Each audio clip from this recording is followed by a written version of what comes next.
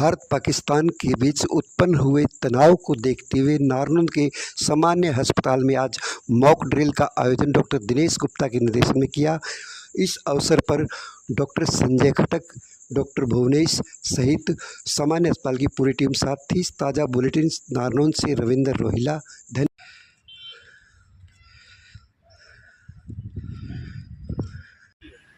किसे हमारी सबसे ज़्यादा ज़रूरत है? एक वो जिसको हमें हमारी ज़रूरत नहीं है, दूसरा वो जिसको हमारी सबसे ज़्यादा ज़रूरत है। वो कौन सा होगा?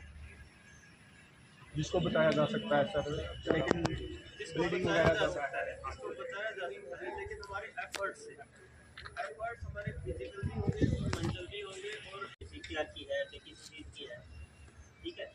एक है जिसको नीड तो है बट उसको हम डिले कर सकते हैं, पहले उसका करके फिर हम उसके ऊपर शिफ्ट कर सकते हैं, ठीक। तो इस तरह के बैंड डालते हैं उनके हाथों पे। कुछ ड्राइज एरिया होता है जिसको हम वहाँ पर